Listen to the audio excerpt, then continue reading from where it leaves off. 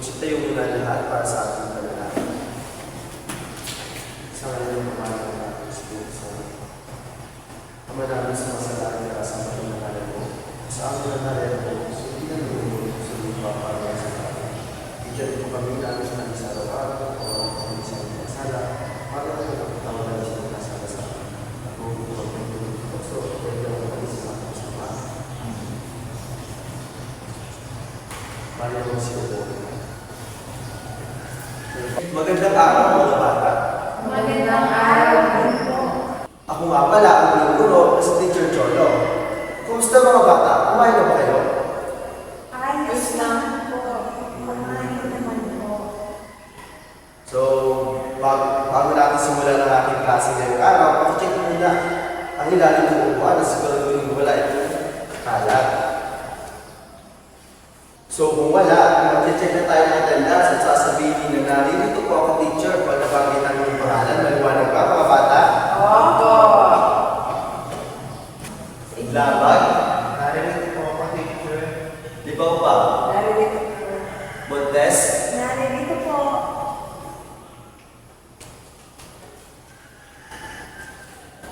Oportunidad.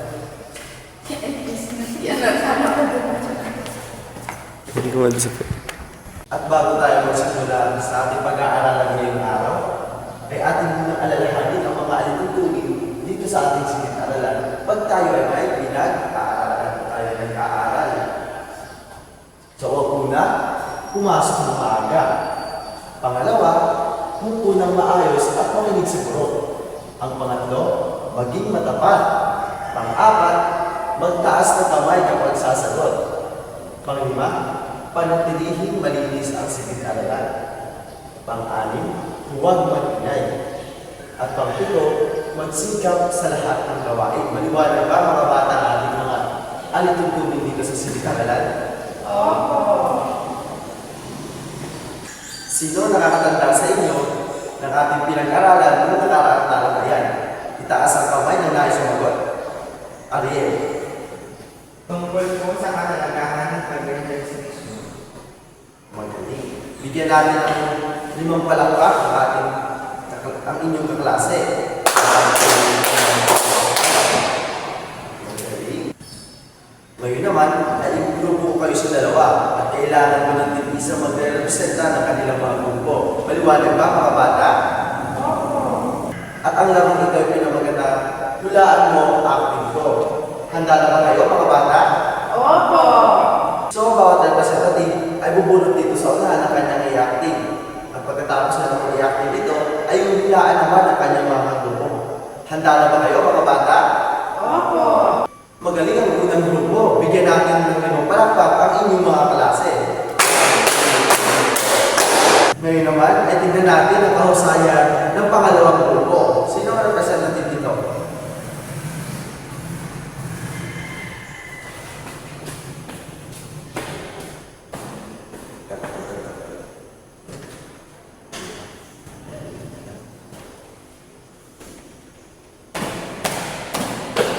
Pantalon guro. Magaling.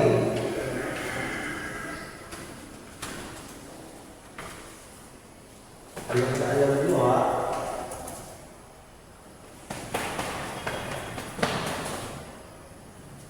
Pantakbo po guro. Magaling. Husay.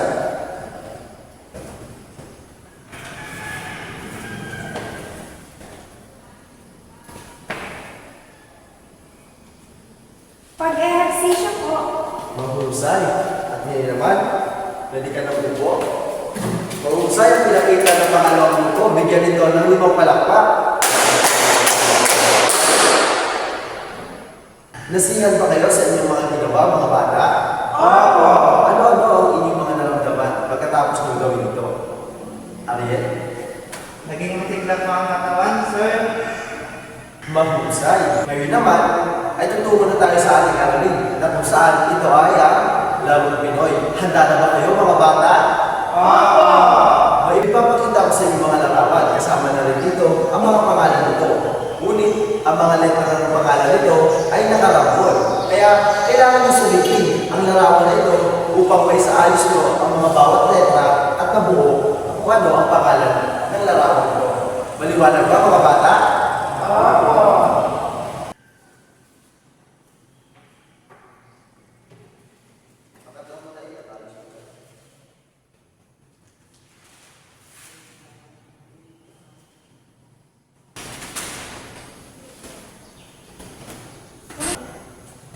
Sino ang nais sumagot sa unang larawan?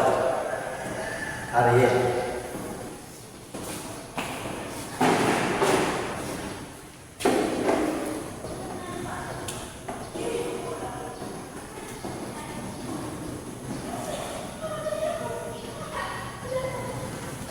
Ariel. Maaari ka na po. Ngayon naman natitignan natin kung tama ba talaga naging sagot ni Ariel.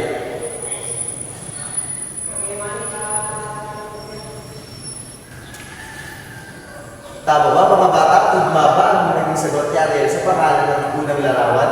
Opo!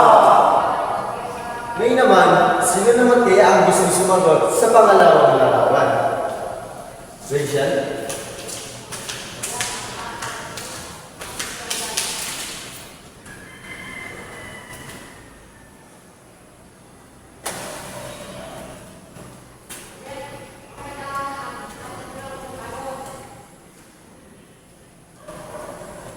Salamat, maaari ka ng po. Mukhang tao. Ngayon naman, ay tingnan natin kung tama din ba ang naging sagot ni Rachel sa pangalawang larawan.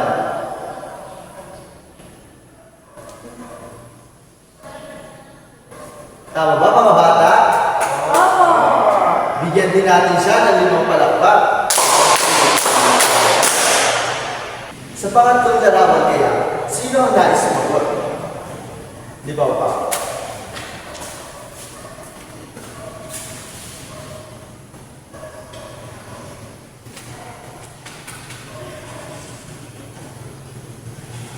Tama rin nga ba ang naging sagot niya?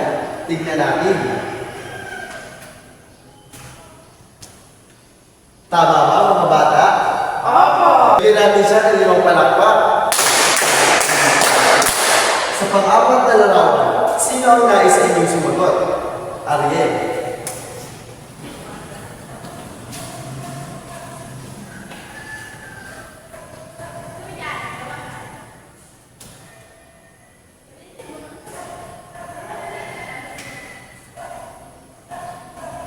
Salamat, maaari ka na po. Tama nga ba ang naging sagot ni Ariel sa panghuling larawan? Tama nga ba ang naging sagot ni Ariel sa panghuling larawan, mga bata? Opo. Ngayon ba, nagbigyan natin ulit siya ng 5 palakpak. Alam niyo ba mga bata na ang tanduan ay kilala din bilang hide and seek sa Amerika? Isa ito sa pinakasikat na laro ng mga kabataang Pilipino. Mayroong isang taya at hahanapin ang lahat ng malalaro na magtatago sa paligid. Pero bago maghanap ng mananaya, ay bibilang muna ito hanggang 10 para mabigyan ng pagkakataon na makatago ang mga malalaro. Kapag ang lahat ng malalaro ay nahanap na, ay magsisimula ulit ito sa panibagong taya. Maraming larong Pinoy na maaaring pamatutuhan. Sa paglalaro nito ay mapapaunlad at napapabuti ang inyong pakikisama at pakikipagkapwa-tao sa mga kaibigan, mga pinsan, e di kayo mga kapatid. Hindi lang napapainam at napapaunlad ang inyong katawan, kundi na rin ang inyong relasyon sa komunidad at sa lipunan. Nakakatawa at masaya ang pangalaro kasama ang ibang tao. Ang iba't ibang larong Pinoy ay nagbibigay sa atin ng iba't ibang pagkakataon upang matutuhan natin ang pakikipagkapwa-tao at magkameron tayo ng malusog na pagkakatawan. Patungkol saan ang ating pinag-aralan ngayon? Ariel? Tungkol po sa larawan. Magaling. Ano-ano naman ang natutunan ninyo sa aming aralin ngayong araw? Rachel? Ang pakikipagkapwa at pakikisama sa ibang grupo. Mahusay. Masaya ba ang larong Pinoy? Kristen? Opo, sir. Mahusay. Okay mga bata, tayo ay lalabas ngayon ng ating silid-aralan upang gawin natin ang larong tagpo-taguan. Handa na ba kayo mga bata? Opo. Ngayon naman ay kumuha ng malinis sa papel at ating sasagutan ang hinanda gawain ni Teacher Cholo.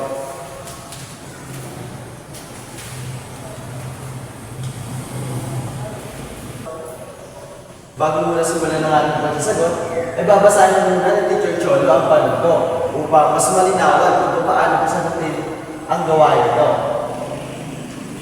Panuto, uy, kung alin sa mga larong Pinoy ang inyong inaral ang inilalarawan sa bawat kausap. Pumili ng sagot sa mga salita sa loob ng kahon sa ibaba.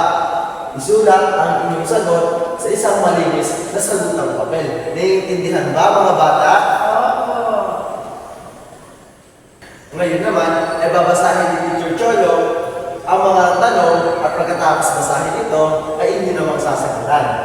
Unang tanong, ito ay ang laro na isinasagawa ng may isang taya na maghahanap ng mga manlalarong nagtatago. Tapos na mga bata? Opo. Ngayon naman ay dumako tayo sa pangalawang tanong. Ito ay ang larong ginagamitan ng mga linya upang pwestuhan ng mga manlalaro at makatawid papunta at pabalik sa mga linya nito. Tapos na mga bata? Opo. Ngayon naman ay dumako tayo sa pangatlong tanong. Ito ay ang laro na ginagamitan ng pamato. Gagamitin ito upang makausad sa bawat kahon gamit ang paghakbang at tama nitong pagkakasunod-sunod. Ngayon naman ay dumako tayo sa pang-apat na tanong. Ito ay ang laro na kung saan ay may dalawang isang base ang magkabilang grupo. Ang isa sa mga grupong ito ay tatayain hanggang ang lahat ng membro ay mataya. Ngayon naman ay dumako tayo sa panghuli o panglimang tanong. Ito ay tinatawag sa mga larong gawain ng mga Pilipino. Tapos na ba lahat mga bata? Opo. Ngayon naman ay magpalitan ng papel sa katabi.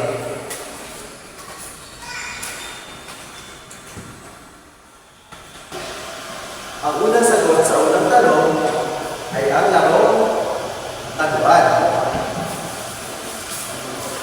Pangalawa, patintero.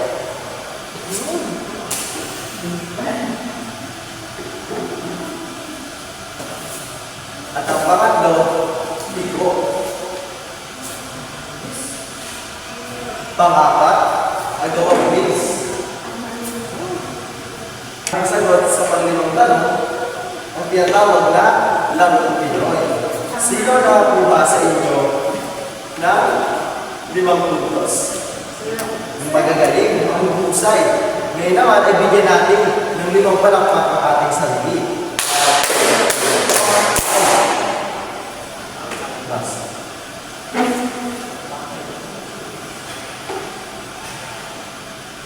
Pagdang ka na rin.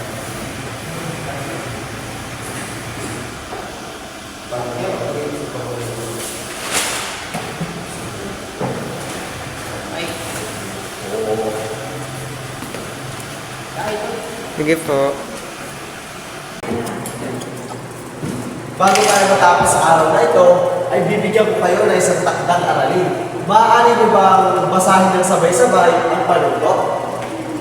Iguhit ang inyong paboritong larong Pinoy na inyong natutunan sa aralin. Gumawa ng maikling paglalarawan ng larong ito at kung paano ito sinasagawa, gawin ito sa isang malinis na papel. Maliwanag ba mga bata? Opo! Kung tapos na magsulat, ay iligpit na ang mga gamit at ilagay sa inyong bag.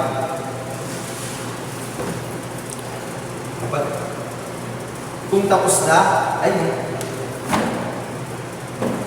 na, ay sabay-sabay tumayo para sa ating panalangin. Sa ngalan ng Ama, ng Anak, ng Espiritu Santo. Ama namin, sumasalangit ka sa Panginoong ngalan mo.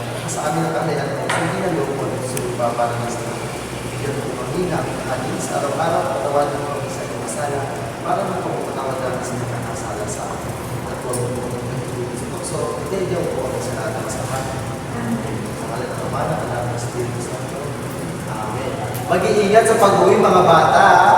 Salamat po. Maaari na kayo